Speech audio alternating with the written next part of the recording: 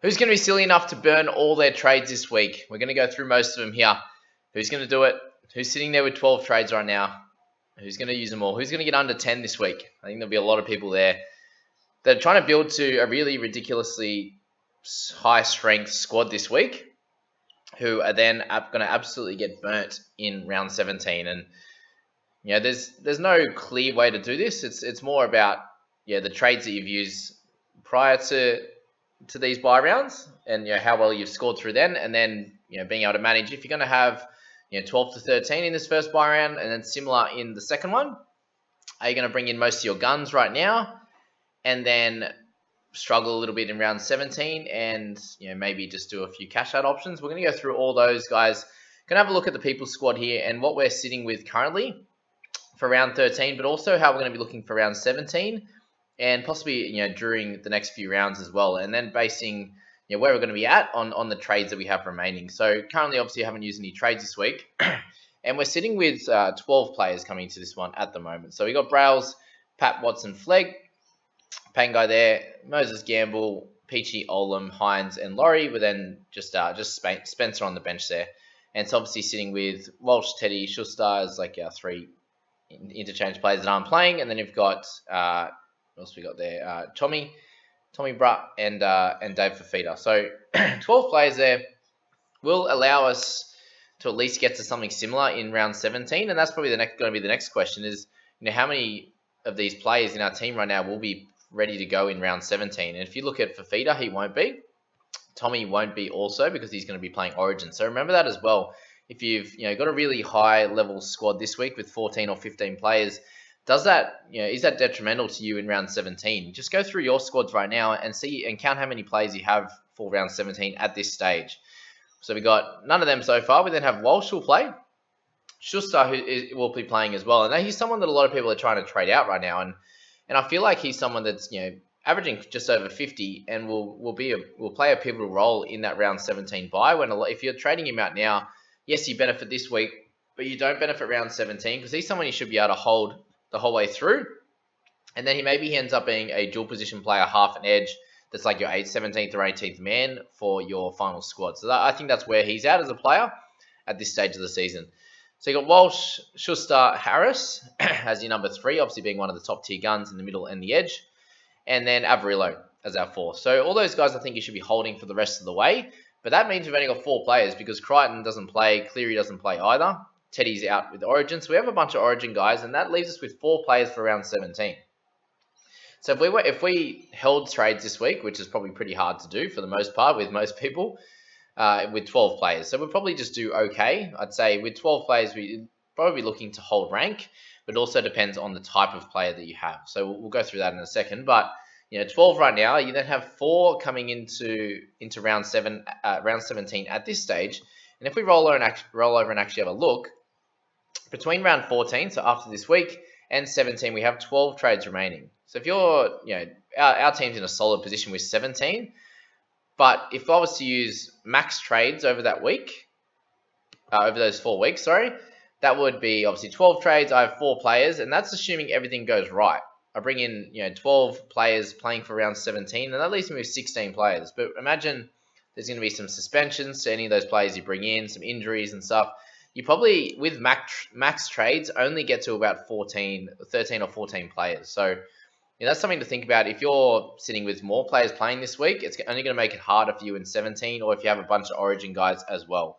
So there's always going to be merit to keeping some of these Origin guys. But this is also why people traded out for Feeder. When he was out for a couple of weeks, he played one game back, and then he's out for this week and also misses 17. So that's sort of the reason why they did that. And then also why people would have got rid of Pap as well once we found out he got injured the first time. But, the reason why we held him in that stage is because we knew we were going to get about 3 rounds out of him before Origin. Of course, he comes back and gets injured again. So when that happened again, you knew it was going to be a lingering issue for him. He's going to miss 14.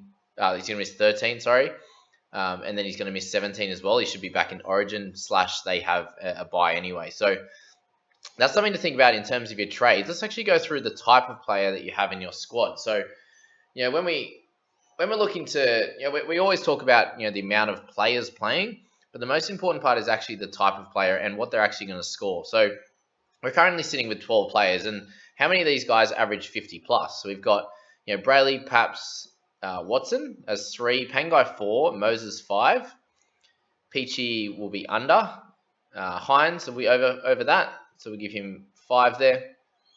1, 2, 3, 4. Sorry, 6, and then that's it. So 6 of our players should be getting. Let's just put them all at an average of all together. Let's say they all get 50, right? Maybe 55 to be nice. So we'll give them 330 as our sort of 55 average each.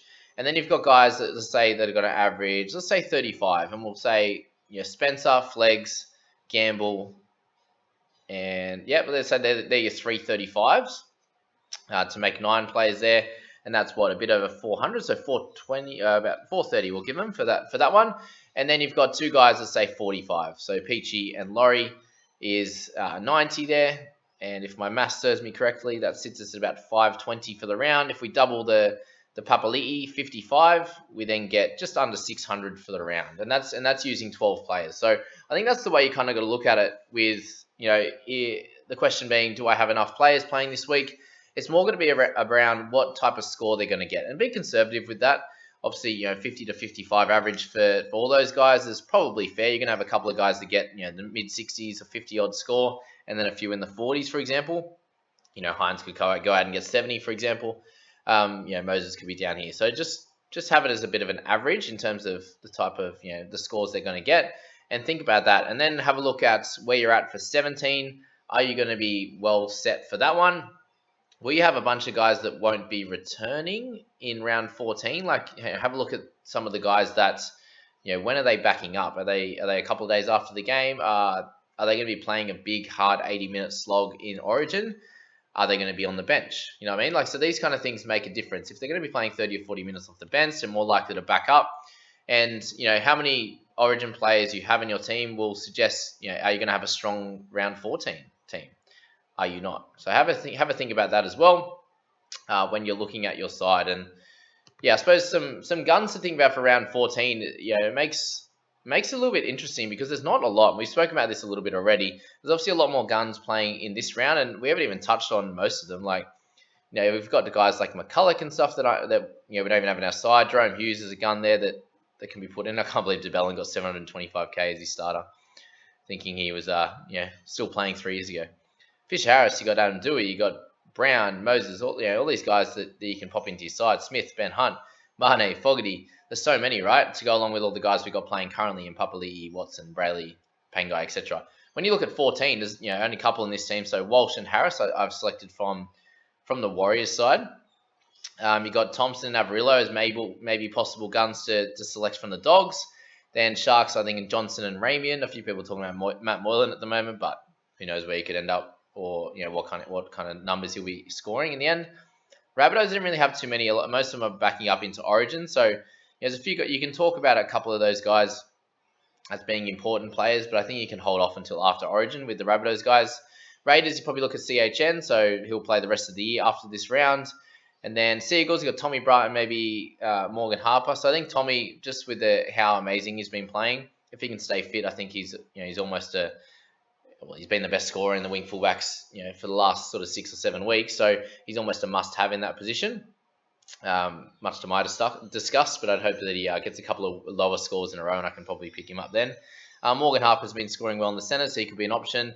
You then have Lolo for the Cowboys, so maybe give him a week or two after his lower scores. Once he gets back to scoring well, you have somewhere between 14 and 17 to pick him up. And then Roosters, really just Joey Manu I'd be looking at in that one. You've obviously got Tupanua and Crichton, for example, but again, Crichton, you can probably wait till round 18 if you don't have him at this stage. So my question becomes, with the majority of the guys being keepers in this first round 13, it's probably smart to pick up those keepers now. And then in terms of round 17, it's maybe you have sort of 7 to 8, 9 maybe that are playing, sort of like in that, maybe let's say 7 guns, for example, from this group. Maybe 6 or 7 out of that. And then the rest of it, I think, is probably going to be a smart year to actually use the cash out option. And so what I mean by the cash out option is, a few people are asking me this week, should I bring in a guy that's like Campbell, for example, is Jaden Campbell from the Titans going to be coming in and playing one game, maybe two if Brimson's still out, but you won't see him again, right? Unless there's injuries, like a bunch of injuries to Brimson and stuff like that, you won't see those types of guys again. So what you're doing is you're bringing them in. If players don't back up in round 14, then you have an issue with him sitting on your bench being a red dot. You most likely have one or two other guys that aren't going to be playing in round 14, whether it be, let's just have a look at my team, maybe Stefano doesn't play in 14. A bunch of people have like Fusatua and Simonson, and these kind of guys you don't want to be playing, right? So they become a red dot, adding to that list of guys that you can't select in your starting side. And you might be fielding an understrength 14, around 14, 15, 16, for example, if you're sitting with a couple of those red dots, so the guys that aren't playing, right? Whereas round 17, this is when you're starting to build to your final team. And if you have one or two, three max red dots that aren't playing, you need to have a bunch of trades left over to cover injuries, because obviously if you have three guys that are 228k and not playing, or they play that one game in 17 to help your score in that one, but then don't play any further part in the year, you're then sitting with 18 guys only in your team. And if you have a couple of suspensions one week, you're then having to trade and trade and trade. So that's the only kind of worry with the cash out. So maybe it's just picking up a couple of cash outs and you play with sort of 10 to 11 players in round 17. And then you haven't really decimated your squad too much. You've kind of banked a little bit of cash by bringing in these 228k guys that have come in as a rookie or whatever to play that one game. And then you can really launch with, all those keepers that you've built for round 13 buy, and also a few of those keepers that you brought in for round 17. And then you can really launch into the rest of the season. But, the question becomes then again around those trades, because if you're sitting there with 12 trades right now, then you're going to have to use like a max sort of, your 12 trades before this week. Let's say you use two this week, which is fairly standard. I think it's across the ball. 10 trades left, you probably use 6 to 7 over the next 4 or 5 rounds if you're lucky to get to a decent team in 17. You're going to want to use 2 to 3 in round 18, and you probably have like 1 to 2 left for the last 6-7 rounds, which is just not going to be enough for suspensions and injuries. So that's something to think about with this week. And if you're going to have 14, 15 players in this round, then you're going to have some issues going forward with your squad in obviously running out of trades, but also having a really poor round 17 squad there. So let's have a look at our top team, which is actually not too far apart in terms of team value, which is pretty cool. So the best team values in the whole, all states, all rounds, overall leader. What do we got? He's got 600 points on us, which isn't ridiculous, but let's have a look. The team value is not too dissimilar. But let's jump in. So we obviously don't know how many trades this person has, but in terms of players for this round, you got Brayley, Fish for 2, Papali'i 3, Hughes 4, Bird 5. And then we got Laurie, Hines 7, Watson 8. So 8 players leading to this round. So they're going to have to, if they want to have a good round this week, or a semi-decent round, they're probably going to have to make 4 trades. And I think that would really hurt a lot of people if you have to make 4 trades this week. So this person in the lead right now might lose a bunch of ranks in this round.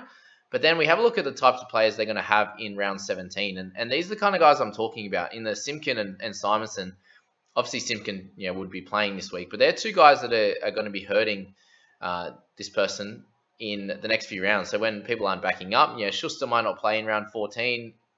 They have a Walsh who might get suspended for round 14. So much to think about in terms of that. So let's count the guys up for 17 then. Brayley's not going to be. So Tohu, yes. Haas, no. Fafita, no. Averillo, 2. And then you have Walsh for 3. And then you've got, we'll say Simonson, yes, for 4, but not a good one. CHN, 5. Schuster, 6. And there you go. So only 6 players. So this person's going to have a pretty tough round this week, but then he's going to have to make a bunch of trades leading up to round 17 just to field a solid sort of 10 to 12 to 14 players in round 17 and do well there. So, it shows that it's definitely a tale of 2 seasons across the NRL Fantasy season, where the first half is obviously generating cash, getting a lot of points, but then you have to be ready for these rounds, otherwise you're going to get smashed. And Cheesy Willie, hopefully, what a name, from Luke D, hopefully has banked a bunch of trades, and if they have, then they can trade pretty heavy through this period, and they've done well to do that. But we don't know. Majority of people that have done well at the start usually have picked a pretty good solid starting team, or have traded well early and got not lucky, but have picked the right player. So most of these guys would have picked a Papali'i in the first couple of rounds, which did really well for them. They might have had a Townsend or something like that. So yeah, if they've been able to conserve trades, they'll do fine. But if they haven't, then they'll really lose ranks over this period for the people that haven't, that have looked after their trades and have thought about the round 13 buy and onwards. So this number 2 person, so Brayley, Pat Smith for 3, Hughes 4, Bird 5, Hines 6, Watson 7, Laurie 8, Moses 9. So again, someone that isn't sitting perfectly coming into this next buy period, this round 13 buy. And then for the following one is sitting with players like Sini and Simkin, which could hurt them next week when they have a few guys that might not be able to back up. So obviously Walsh will be out. There's 3 out already. Cleary might get rested. Schuster might be out. There's 4, 5. Payne Haas might be out as well. 6. And that's that means you're sitting there with 15 and probably have to make a couple of trades for round 14 just to improve the squad and get 17 on the park. So, and then you look at round 17 and we've got Schuster, Harris for 2. Then you got Averillo 3, Walsh 4, and then Harawira 5. So most people are sitting with sort of 5 to 6, and this is where the trade is going to come really in handy for round 17. So they're just the top 2 players in the league at the moment, and they're really clearly ahead. So 12,510, 12,489, and then the third place team is 12,413. So that's the interesting thing to think about with the Origin period, and this is why this is the best part of the year. If you're actually a proper NRL fantasy coach, is that you can really enjoy this period and the tactics behind it, and actually thinking. A lot of people are doing spreadsheets and putting all that together, and I think that's really cool, and it is something that really puts you in good stead going forward. And I think personally, this will be the time that my own team will flourish a little bit. I think I'll be 13 to 14 players this week, and sitting there with 17 or 18 trades left will allow me to sort of use 7 trades or something over the next period to get 11 to 12 on the park for round 17, maybe 10 to 12 or something like that, and then have plenty of trades left over for round 18 to really solidify the guns in the squad, and then sort of have 6 maybe, so make 4 or 5 trades, 5 to 6 trades left for the last 5 rounds, and you can make a trade around to cover suspensions or injuries and stuff like that. So that's sort of my theory, and I hope that a lot of you guys will take that on board. As I've been playing this game for sort of 12, 13 years now, and whenever it got incepted, if that's the right word, into NRL there. So so I hope you learned a lot from that one, guys. I hope you enjoy this. If you did, please like and subscribe. I really appreciate all the support. It gets me out to a lot more people. We're nearing 3,000 subscribers, guys. So really appreciate that. And we'll catch you in the next one where we talk about all of the trades in our squad. So see you guys.